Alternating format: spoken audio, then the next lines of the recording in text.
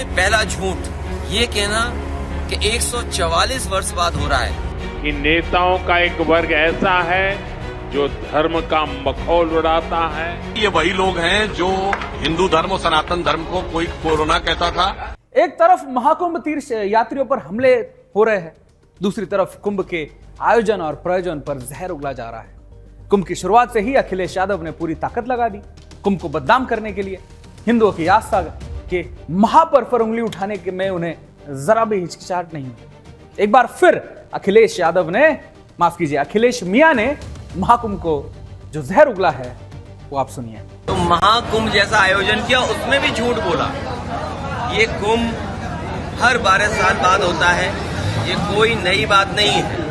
लेकिन बीजेपी ने इतना पैसा लगाया, इतना प्रचार किया, लोगों को निमंत्रण दिया, और जिस समय वो समीक्षा करेंगे वो महसूस करेंगे कि हमारे कुंभ को और पौराणिक जो परंपरा रही है या कुंभ के आयोजन में सबसे ज्यादा श्रद्धालुओं को अगर ठेस और सबसे ज्यादा श्रद्धालु अगर कभी अपमानित हुआ है तो वो इनकी सरकार में जो कुंभ का आयोजन हुआ है। सबसे पहला झूठ जिससे ठेस लगने की बात शुरू होती है ये कहना कि 144 वर्ष बाद हो रहा है।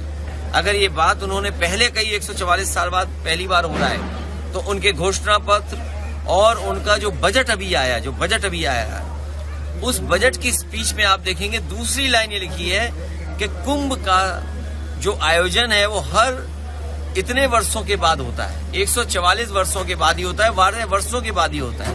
तो ये जो ठेस पहुंचाने का काम, मार्केटिंग करना, अपने आप को चमकाना, उसमें ये किसी ने किया तो भारतीय जनता पार्टी ने सबसे ज्यादा धर्म को ठेस पहुंचाई है। तो मैं तो कहूंगा ये डबल इंजन सरकार नहीं है। जब से साइंटिस्ट एक दूसरे से टकरा रहे हैं तो ये डबल ब्लंडर वाली सरकार है। सनातनी आस्था पर लगातार हो रहे हमलों से पीएम मोदी खुद आहत है। हिंदू धर्म को बदनाम करने वालों, विधर्मियों के इकोसिस्टम पर और विभाजनकारी ताकतों को लेकर पीएम मोदी ने खुलकर प्रहार किया है। सुनिए आप भी। कि नेताओं का एक वर्ग ऐसा है जो धर्म का मखौल उड़ाता है, उपहास उड़ाता है, लोगों को तोड़ने में जुटा है। और बहुत बार विदेशी ताकतें भी इन लोगों का साथ देकर देश और धर्म को कमजोर करने की कोशिश करती दिखती है। हिंदू आस्था से नफरत करने वाले ये लोग सदियों से किसी न किसी भेष में रहते रहे हैं। गुलामी की मानसिकता से घिरे हुए लोग हमारे पर्व, परंपराओं और प्रथाओं को गाली देते हैं। बीजेपी के फायरब्रांड नेता सुधांशु त्रिवेदी जी ने भी महाकुंभ को बदनाम करने वाली टोली को आड़े हाथ लिया है। सुधांशु जी ने कहा कि ना गंगा मैली है, ना महाकुंभ का की कोई कमी है। हिंदू द्रोहियों के मन में मैल है जिसे दूर करना चाहिए। ये वही लोग हैं जो हिंदू धर्म और सनातन धर्म को कोई कोरोना कहता था, कोई वायरस कहता था, कोई बैक्टीरिया कहता था, कोई HIV कहता था।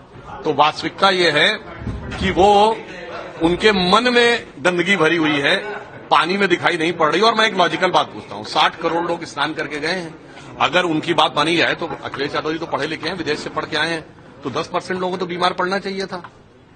अच्छा 1% भी अगर बीमार पड़ जाए तो 60 लाख लोग अगर बीमार पड़ जाए तो देश में तो हाहाकार मच जाए। ये दर्शाता है कि वो कहते हैं ना, मन मैला और तन को धोए। तो पहले मन का मैल हटाइए, तब आपको सही दृष्टि दिखाई देगी। सनातन पर टिप्पणी करना हिंदू आस्था पर उंगली उठाने की डेस्परेशन यूं ही नहीं है। राजनीति में कुछ भी यूं ही नहीं होता, हर बात का मतलब होता है।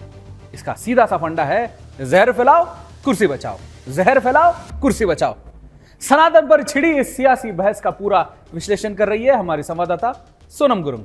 महाकुंभ ये एक ऐसा शब्द नहीं बल्कि हिंदुओं का एक ऐसा पर्व है जो प्रयागराज में चल रहा है, जिसकी पहचान तो विश्व भर में आप देख ही सकते हैं। किस तरीके से महाकुंभ एक आयोजन जो लगा हुआ है प्रयागराज में, जहां पर करोड़ों श्रद्धालु यहां पर आ रहे हैं, संगम की डुबकी लगा रहे हैं। मानो ऐसा लग रहा है कि भगवान के दर्शन करने के लिए कब से बेसब्री से इंतजार कर रहे थे। आप देख ही सकते हैं कि किस तरीके से अभिनेता, अभिनेत्री और दिग्गज नेता यहाँ पर आ रहे हैं। लेकिन इसी बीच कुछ विधर्मी नेता जो है महाकुंभ नाम से जुड़ चुके हैं।